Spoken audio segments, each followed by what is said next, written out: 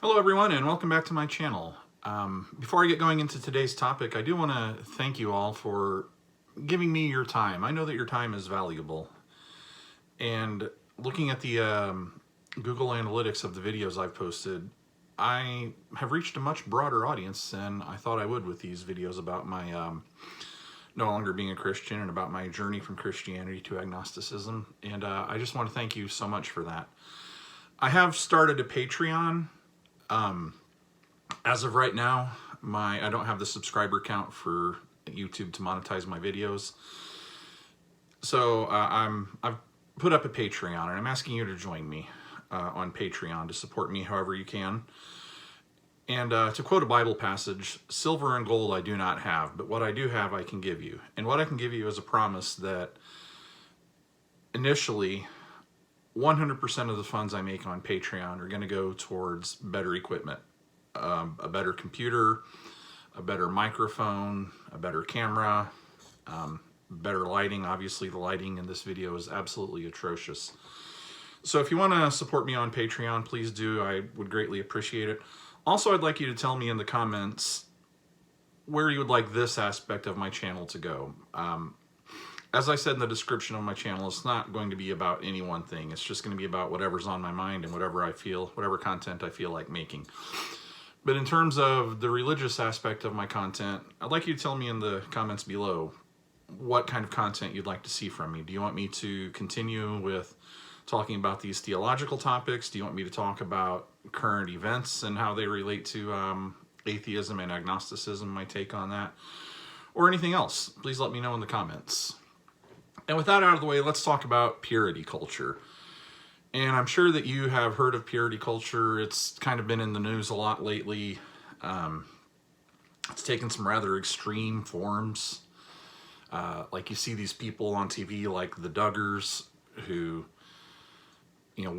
forbade their sons and daughters from even touching people of the opposite sex, who essentially the father of the family is the guardian of the kids' sexuality and virginity. And it's gross. Anyway, here's how the Gospel Coalition defines purity culture, and I'll put a link in the description. It says, purity culture is the term often used for the evangelical movement that attempts to promote a biblical view of purity by discouraging dating and promoting virginity before marriage, often through the use of tools such as purity pledges, symbols, and purity rings, and events such as purity balls.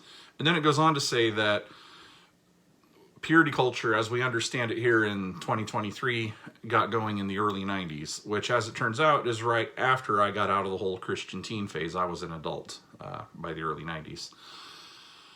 However, I did spend most of my teen years and then the next 25 years as an adult in an evangelical Christian denomination that absolutely, unequivocally stressed virginity, stressed abstinence before marriage, and put a high value on virginity. Now, at this point, I'd like to say that virginity is purely and completely a social construct. It's a nothing burger. It goes back to the time when girls and women were property to be bought and sold. And of course, virgins, women who hadn't had sexual intercourse, or girls even who hadn't had sexual intercourse, were, they had a higher value on them. And even in this Christian denomination that I was in, that wasn't nearly as extreme as other Christian denominations were and are, my denomination still put a high value on sexual purity and virginity. As if for a woman or girl having a penis inside them changes them, or if for a boy or a man having had their penis inside somebody changes them. It doesn't. You are who you are, regardless of whether or not you've had sex. And by sex, I mean penetrative intercourse.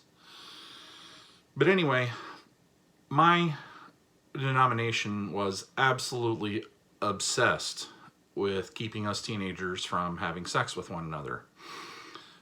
It came up at the Illinois Christian Teen Convention that I went to. It came up at this big summer Christian event Christian, referring to my denomination, not all of Christianity, called CIY, Christ in Youth. It came up at Wednesday night youth group. It came up all the time. And it was always about not having sex until marriage. Now, what does that mean? Because clearly sexual contact means different things to different people. You look at people like the Duggars, where, you know, unmarried men and women are forbidden from even touching each other. You know, side note, if a boy needs a girl's attention for whatever reason, like she's on fire or something, how are you supposed to get her attention? Like throw a rock at her, you know? But anyway, sexual contact was a matter of interpretation. So for that, I want to refer to what I like to call the Stark scale. There was a woman in my denomination, Mrs. Stark, she's probably in her 80s or 90s now, who back in the 80s when I was a Christian teen was really respected in my denomination as a teacher and counselor, particularly when it came to matters of sex. And she defined sexual contact as a continuum from 1 to 10. 1 was holding hands palm to palm, like this. 2 was holding hands intertwined. 3 was kissing, either French kissing or just on the lips. 4, touching breasts over the clothes, touching breasts under the clothes, touching genitals over the clothes, touching genitals under the clothes, dual masturbation, oral sex, and penetrative intercourse. And the way Mrs. Stark taught was that 1 and 2 and 3 are acceptable in the right time and place. 4 through 9 are playing with fire. And the further you get down the line, the harder it is to put the brakes on the experience, and the closer you are to, you know, absolute failure, for lack of a better choice of words. And of course, 10, actual penetrative intercourse, was absolutely right out. So that brings us to the first of the 3 absolutes that of the purity culture that I was brought up in. No penetrative sexual intercourse. Everything else, my youth pastor said, my denomination didn't go for legalism. It didn't go for telling you strictly what you can and cannot do. But it did repeat what Mrs. Stark said, that, you know, the more intimate the contact, the closer you are towards actual penetrative intercourse. And again, actual penetrative intercourse is forbidden. Why? Well, first of all, because God said no, and that ought to be the end of it. But then my denomination posited more reasonable reasons why teenagers shouldn't have sex with each other.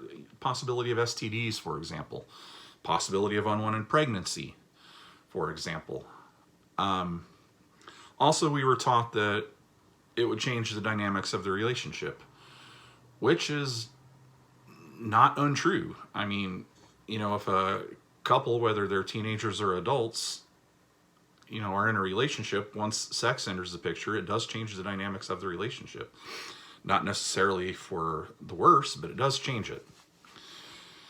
So anyway, that was the first absolute. The second absolute was no abortion. If you did sin and have sex and get pregnant, abortion was out. We were taught that, you know, if you were a girl and you got pregnant, or if you were a boy who got a girl pregnant, you know, she should be encouraged to give the baby up to a loving family who's trying to adopt a baby. Preferably a evangelical, English-speaking, Republican-voting, Christian, white family, but nevertheless to a family that wants to adopt a baby. And then the third absolute was no pornography. Now, pornography also means different things to different people. And the availability of pornography is vastly different from it was in the 80s. Back in the 80s, if I wanted to see some naked boobs, I had to go to a magazine seller or bookstore and hope that the seller didn't card, or dig through my dad's stack of Playboys hidden away somewhere. It wasn't just a couple clicks away like it is now. But anyway, the definition of pornography was fluid. By some definitions, gross, crude sexual content on a TV show like The Simpsons or South Park could be considered pornography. Again, my denomination didn't come out and just say, you shall not watch South Park or The Simpsons or whatever. It kind of left it up to you. But pornography was absolutely out. So naked images like in Playboy or Penthouse or what have you, or adult films, at the time, VCRs were becoming big and you could go to the video store and go to the back corner and rent stuff. That was absolutely forbidden too. In terms of modesty, obviously some denominations take things a lot further, like the Duggars. Women weren't allowed to wear pants. Other denominations, don't care if women wear pants or not, but they expect women to, keep as much as they possibly can covered, and the pants aren't to be too tight, and yada, yada, yada. My denomination took a hands-off approach to that. Women and girls were expected to dress modestly, quote unquote, but modesty meant whatever it meant to the person. I know at Wednesday night youth group back in my day, girls showed up in mini skirts that were extremely mini, and the youth pastor didn't say anything. Now, if a girl had shown up, in a full leather BDSM bodice, yeah, she'd have probably been asked to change. But other than that, modesty was up to the definition of the reader. I do want to say, however, that I do remember one thing from those days that I read in some instructional book guided or geared toward Christian teens. I don't remember the name of the author or even the book, but the author gave a hypothetical story about a girl who went out with her friends one night who got all dressed up. And I remember the text said specifically, it said like Madonna or like Cyndi Lauper, with revealing clothes and makeup and yada, yada, yada. And then she got sexually assaulted. And then the implication was that she shared at least some of that fault because she dressed provocatively. And I was horrified by reading that. Even at the time, when the phrase slut shaming didn't exist, I remember that was just a horrible example of victim blaming, and it's gross. And purity culture takes that just to the extreme by acting as if women are responsible for preventing men from quote unquote lusting after them. But anyway, in the main, the girls were taught to dress modestly, whatever the word modestly meant to them, within certain parameters, obviously. Did it work? Well, no. In high school, I definitely went to number 10 on the Stark scale more than once. I felt guilty about it, but it didn't stop me from doing it. In Bible college, I went as far as 7 on the Stark scale several times. Different women. I don't say that, as a flex. It's the truth. I dated different women in Bible college, and we did what young adults do, and it was all consensual. Don't misunderstand me. And a lot of these women that I dated in college were themselves daughters of preachers or daughters of missionaries. And I remember one woman, she and I were doing what young adults do, and we were about to get to level 7 on the Stark scale, and I put the brakes on it. She wanted to go further, but I put the brakes on it. She was, I guess still is, if she's still living, I have no reason to believe she isn't, but her father was one of the bigger names in my denomination. He was the pastor of what today would be called a mega church. So obviously, all this commitment to teaching us teenagers not to have sex with each other when we got to adults, it kind of worked, but it kind of didn't. I know in the Bible college that I went to, we had about 600 students when I was there, and at least 3 women got pregnant, none of them by me, before the wedding. So obviously, it quote unquote didn't take.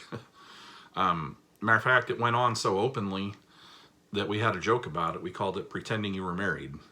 And there was a lot of pretending you were married going on. A good friend of mine, he and his girlfriend would, men weren't allowed in the women's dorms and vice versa, so he and his girlfriend would break into the class buildings at night and do it there. Now, if my Bible college had been in another denomination that took things more strictly, maybe things might have been different. I don't know. But anyway, that was my experience with purity culture, an early version of purity culture, growing up in it. Now, in terms of when I was in the ministry, I never taught anything like that at all, mainly because I rarely worked with teens. And when I did work with teens, it just didn't come up. And if it had come up, I would have excused myself because I would have felt like a giant hypocrite telling teenagers not to have sex with each other when I myself had had sex as a teenager. And then most of my ministry was toward pre-adolescent children, and you just don't talk to pre-adolescent children about that sort of thing because it's weird. So, that was my experience with purity culture. Now, I want to talk a little bit about purity culture as it exists today. And the main problem that I have with it is that it's extremely patriarchal. You'll see these pictures or videos of these little pre-adolescent girls right on the cusp of puberty, dressed in their finest dress and all done up, and they're going to a purity ball with their father. And they're making a commitment to remain pure until marriage in front of their father. And it's gross. It's absolutely gross. Not to mention extremely patriarchal. It's just icky. And then there are the more extreme versions of purity culture, like the Duggars. I mean, let's all ask Josh Duggar how purity culture worked out for him. Well, it didn't, because he's in prison for sexually abusing his own sisters when they were children. The most extreme example of purity culture I ever read about was a case where a father who was a pastor, his daughter, an adult woman, she was like comfortably in her mid-20s, if not older, was getting married. And this father proudly stated that he expected his daughter to pay a visit to her gynecologist, who would in turn check her hymen to make sure it was intact, and thus proving that she was a virgin. First of all, the status of the hymen is in no way indicative of whether or not a penis has been inside the vagina. A girl or woman can break her hymen through any number of ways that don't have anything to do with sexual intercourse. And any doctor who doesn't know that needs to go back to Gynecology 101 at medical school. Second of all, any doctor who's going to inspect a woman's hymen with a view towards using its status to determine whether or not the woman has had sex, and then provide that information to the woman's father, needs to have his or her medical license revoked. No. Just no. So let's move to the question, is purity culture sexual abuse? And here I have to admit that I don't have the qualifications to give a yes or no answer to that. I think it's patriarchal. I think it's icky. I also think it's not best practice in terms of teaching adolescents and teenagers about sex. I think best practice would be, teaching adolescents and teenagers that sex is neither good nor bad. Sex is powerful, and as such, it needs to be treated with respect. I think they need to be taught, ownership of their own bodies. They need to be taught that their partners have ownership of their own bodies. They need to be taught the importance of consent. And then they need to be taught harm reduction. If you're going to do it, practice safe sex so that you don't, transmit or get an STD. And of course, to prevent pregnancy, because nobody likes teen pregnancy. Evangelicals don't, liberals don't. Teen pregnancy is bad. We should be trying to prevent that. But I believe we should be trying to prevent that through sound sex education, not through this abstinence-only bullshit that's taught in so many public schools in so many states. So it's icky, it's patriarchal, it's not best practice. Is it sexual abuse? Well, to answer that question, I'm going to defer to Dr. Tina Shermer Sellers, whose article I'm reading right now, and I'll put a link in the description. And she mentions women who came to her practice having grown up in purity culture, and now they had vaginismus, which is a condition that makes it painful for the woman to have sex, or if not impossible. And then it talks about shame and other experiences or other emotions that they felt surrounding purity culture, their upbringing in purity culture, that were interfering with their sex lives. And she basically concludes that yes, purity culture, the title is The Purity Movement Causes Symptoms of Sexual Abuse. So it may not be actually sexual abuse, but it's close enough that yeah, it kind of is. And since Dr. Tina Shermer Sellers has forgotten more about sexual dysfunction than I've ever known, I'm going to have to defer to her on it and say that, yeah, purity culture is sexual abuse. So there's my take on the matter. There's my history of my exposure to the proto-purity culture, as it were, back in the 80s, and how I feel about it now. So again, thank you for your time. Check out my Patreon, link in the description. Check out the other links that I'm going to put in the description. Give the writers a thanks for helping me and for helping you continue to understand this.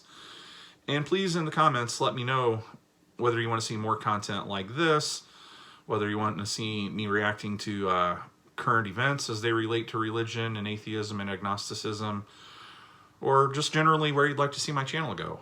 Your input, even if it's hateful, is appreciated. And thank you for your time, and I'll see you next time.